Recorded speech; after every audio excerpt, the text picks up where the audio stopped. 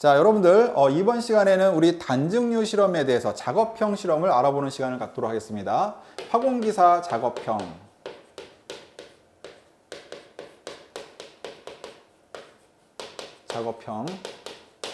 자, 여러분들이 이제 필기를 시험 봤잖아요. 필기 합격을 했죠. 그 다음에 실기, 필답형 시험을 보죠. 그리고 이제 마지막으로 작업형 시험을 봅니다.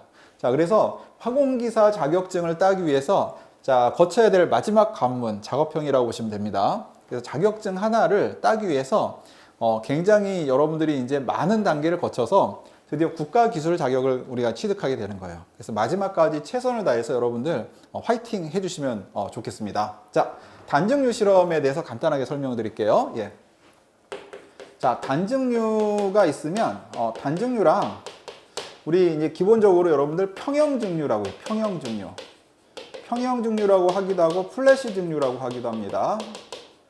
플래시 증류. 그래서 평형증류나 플래시 증류라고 하는데요. 자, 평형증류는 평형 상태를 갖다가 우리 가정하잖아요. 그럼 평형 상태는 어떻게 되죠? 그렇죠? 여기 보면은 요게 액체, 요게 기체. 그러면은 자, 액체랑 기체가 계속해서 서로 마주보면서 상호작용을 하면 이게 평형 상태가 됩니다. 그래서 평형증류는 기본적으로 액체와 기체가 계속해서 만나게끔, 접촉하게끔 하는 게 포인트인데요. 단증류는 자, 이 증발된 거를, 증발되잖아요, 증발된 거를 다시 이렇게 내려가지 못하게 하고 바로 뽑아내는 거예요. 그러면서 계속해서 어떻게 돼요? 비점이 낮은 우리 이제 그 성분을 갖다가 이제 고농도로 뽑아내는 거. 요게 단증류입니다. 그래서 단증류는 평형을 유지하려면 계속 접촉을 해야 되는데 그걸 못하게 만들므로써 자, 기본적으로 우리가 이제 평형에 도달하지 않은 상태에서 저비점 성분을 갖다가 뽑아내는 걸 단증류라고 합니다. 그래서 보시면은 요게 이제 간단한 단증류 장치인데요. 여기에 사실은 혼합물이 들어가 있어요. 그럼 혼합물이 들어가 있으면 여기 증발할 거 아닙니까? 그러면 이제 여기서 바로 냉각기를 통해서 바로 뽑아내는 거예요. 그래서 기본적으로 평형증류랑 단증류는 차이가 있습니다. 그래서 평형증류는 자, 평형 조성표를 이용하면은 위아래를 볼 수가 있는데요. 단증류는 평형 조성표를 이용할 수 없고요. 레일리식을 이용해 가지고만 요 계산을 할 수가 있습니다. 그래서 우리가 단증류에 대한 레일리식을 간단하게 알아보겠습니다. 자, 단증류. 우리가 심플 디스틸레이션이라고 하는 레일리식. 그래서 제가 레일리식에 대해서 간단하게 쓸 텐데요. 자, 우리 기본적으로 제가 이게 이렇게 있으면은 여기가 이제 자, 액체라고 해요. 액체 리퀴드. 여기를 가스라고 하겠습니다. 가스 리퀴드. 이렇게요. 예. 가스랑 리퀴드인데 제가 요거 밑에를 갖다가 W라고 할까? W. 예. W로 하고요. 위를 갖다 우리 이제 그 기체 상태니까는 자, 요거를 이제 우리 위로 증발했네. 그러면 이제 기체니까 가스 성분이라고 하겠습니다. 아래를 갖다가 리퀴드 성분으로 볼게요. 예, 리퀴드 성분. 자, 그래서 처음에 W만큼 딱 집어넣어 주는 거예요. 여기서. 그러면 W는 처음에 액체 상태로 이제 공급이 됩니다. 자, 그 상태에서 자, 요 시간이 지나면은 여기에서는 W에서 일부가 증발할 거예요. 그래서 제가 dW만큼 증발한다고 할게요. 그래서 이 증발한 양이 위에 dW만큼 존재할 겁니다. 그렇죠? 그리고 액상의 조성은 보통 X라고 쓰고요. 기상의 조성은 Y라고 씁니다. 그래서 액상의 조성은 X, 기상의 조성은 Y라고 써요. 그래서 처음에 X의 조성을 가지고 들어왔는데 자, 일부가 증발을 했습니다. 일부가 증발을 해서 요건 제가 다시 쓰겠습니다. 예. 여기 일부가 증발을 하면서 기본적으로 자, 액상의 조성인 X가 조금 줄어들었어요. 이렇게 이게 노란색으로 쓴 거는 조성이라고 보시면 돼요. 조성이 좀 줄었어요. 그래서 처음에 여기 들어오면서 자, 일부가 증발하니까는 W에서 dW만큼 이제 줄었어요. 이 양이. 그러면 dW만큼 기상에 존재합니다. 자, 그 다음에 여기서는 X만큼 조성이 처음에 있었는데 X가 빼기 DX만큼 줄었어요. 그럼 위에는 자, Y에 대한 조성을 갖고 있습니다. 자, 그래서 요걸 전체를 쓰면은 자, W 전체 수지식은 W하고 여기 두 개로 나뉘잖아요. 그래서 우리 W하고 X를 곱하면 돼. X 이퀄 자, 여기는 W 빼기 DW 하고 X 빼기 DX. 그래서 여기다가 X 빼기 DX.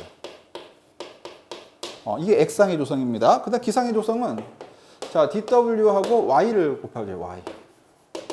자, 요걸 갖다가 이제 전개를 해가지고 여러분이 풀면 돼요. 그래서 제가 이거 wx 이퀄 요거 하면 wx 하면 마이너스 w dx 이렇게 하면은 마이너스 x dw 플러스 dw dx 더하기 dw y.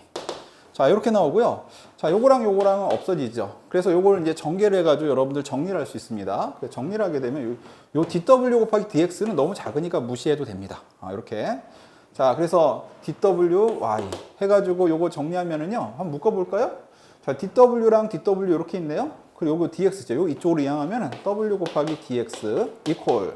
자, 보니까는 dw를 묶을 수 있네요. 그래서 y-x의 dw. 자, 요 식을 갖다가 다 있으면은 dw분의 w 이퀄. 여기 보니까는 자, 요거 이렇게 이해하고 요걸 이쪽으로 이게 제가 거꾸로 쓸게요. 예. 그래서 요거를 서로 이항하면은 w분의 dw 이렇게 쓰고요. 요 이항하면 y-x분의 dx 이렇게 쓸 수 있습니다. 그렇죠? 자, 이거를 적분하시면 돼. 적분. 이렇게 적분하시면은 내가 W1부터 W2까지 이렇게 적분하면 됩니다. W1부터 W2까지. 그러면 여기는 X1부터 X2까지 이렇게 적분이 되겠죠. 자, 그래서 요거를 쓰시면 요 위에 있는 거 적분하면요. ln 쓰시고요. W2 빼기 ln W1 이렇게 씁니다. 요게 여러분들 인테그랄 X1부터 X2까지 y-x분의 dx 이렇게 써요. 자, 그러면 W1이 뭐냐? 처음에 있었던 수용액에 대한 어떤 성분이에요. 수용액의 양. W2는 나중에 다 증발하고 나서 남은 수용액, 그걸 우리 잔류액이라고 하죠. 잔류액에 대한 양입니다. 그래서 잔류액에서 수용액을 뺍니다. 그러면 이제 여기서는 여러분들 이 조성이 바뀐 거를 볼 수가 있어요. 그래서 이 부분을 우리가 이제 표를 이용했었는데 이걸 I2 빼기 I1으로 표를 이용했을 거예요. 그래서 결과적으로는 요식을 갖다가 이용을 해가지고 자, 이론적으로 계산해보고 실질적으로 계산해서 그 두 개에 대한 차이 그걸 가지고 여러분들이 오차를 갖다 계산하는 자, 그런 형태로 할 겁니다. 자, 그래서 기본적으로 이런 레일리식을 이용해가지고 우리가 요 수식을 이용해서 계산해서 실제로 문제를 푼다. 이렇게 보시면 돼요. 그리고 요거는 실제로 표가 주어지는데요. 그 표를 활용해서 여러분들이 수식을 계산해서 집어넣으면 됩니다. 근데 그 과정에서 할 것들이 조금 많죠. 그래서 그런 거 한번 생각해 보시면 돼요. 자, 그러면은 요 밑에 한번 볼까요? 제가 여기 보니까는 자, 요런 식이 하나 나왔습니다.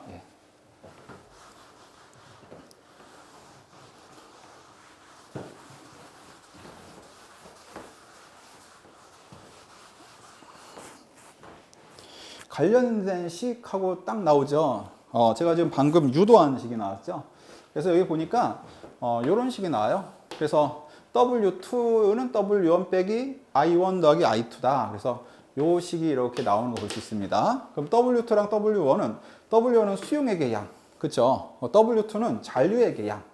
그리고 I1과 I2는 여러분들 이제 성분이 바뀌는데 여러분들 그래프를 가지고 판단을 해야 돼요. 그래서 뭐 예를 들면은 여러분들이 액상 중에서 에탄올의 퍼센트를 만약에 안다. 그러면은 이게 뭐 30%다. 그러면 이제 자가 필요해. 자를 딱 보고 여기다가 이렇게 그래프로 딱 갑니다. 그래서 수평으로 쫙 가요. 쫙 가다 보면은 여기 만나는 지점이 있을 거예요. 이 지점이 I 값이 되는 거예요. I 값. 자, 이 자를 가지고 잘 그리셔야 돼요. 그 다음에 만약에 여기다. 그럼 여기 밑으로 내려가야 되겠죠? 그럼 수평으로 이렇게 갑니다. 그래서 만나는 지점이 이 I 값이에요. 이 I 값. 그래서 이게 양수가 될 수 있고 음수가 될 수도 있습니다. 그래서 이제 그 I 값을 집어넣는데, 자, 에탄올의 이제 조성을 가지고 여러분들이 이 표를 이용해서 우리가 이제 I 값을 계산을 할 수가 있어요.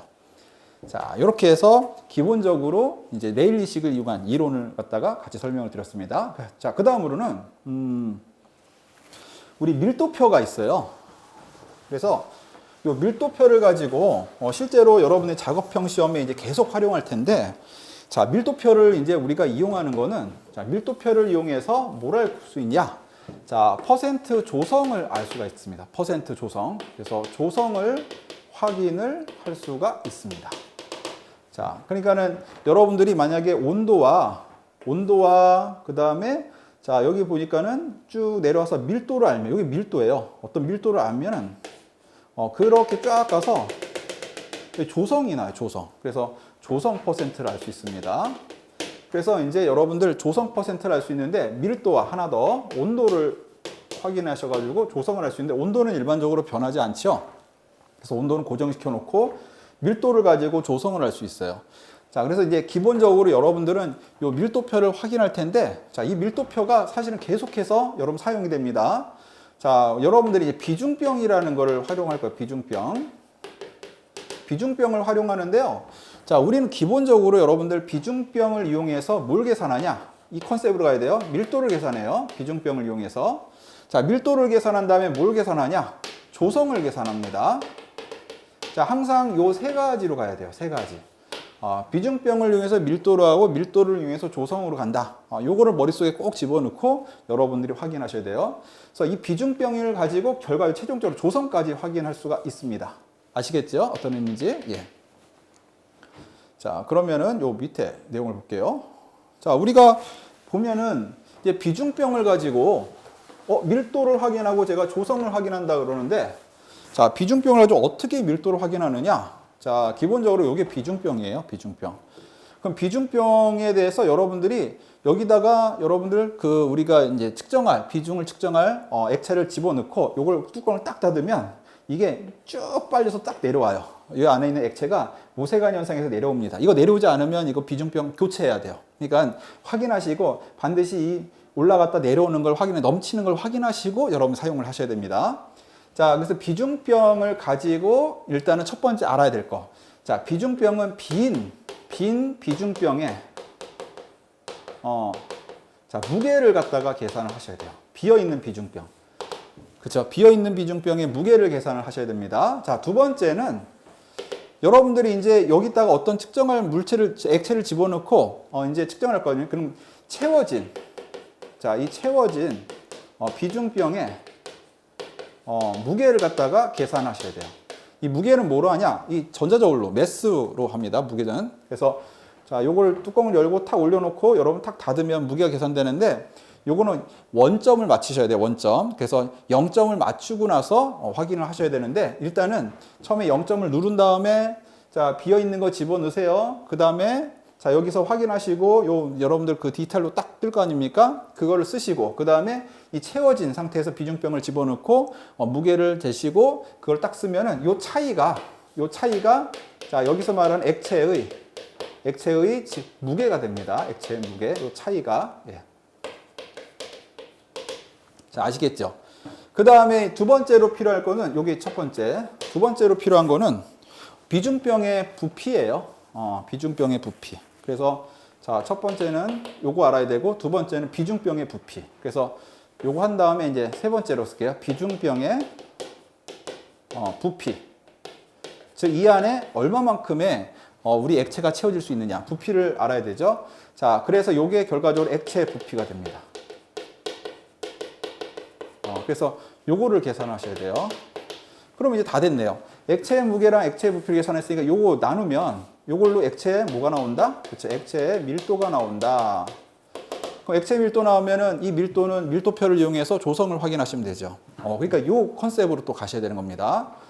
자, 그러면 일단 비중병의 부피는 처음에 미리 계산을 해 놓으셔야 되겠네요. 왜? 부피는 안 변하니까. 그래서 일단 요거는 처음에 계산하시는데요. 자, 요거 이제 보시면은 이렇게 됩니다. 예.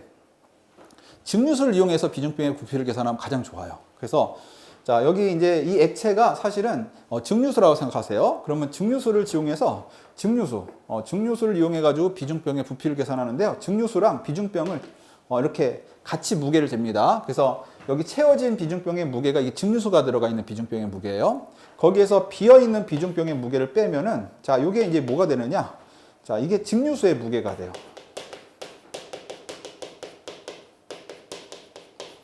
이게 증류수의 무게. 그 다음에 여러분들 또 하나는 이제 현재 온도에서 밀도가 있어요. 밀도. 여기서 우리 매스 실린더라고 해서 부피 측정하는 기기를 쓰지 않습니다.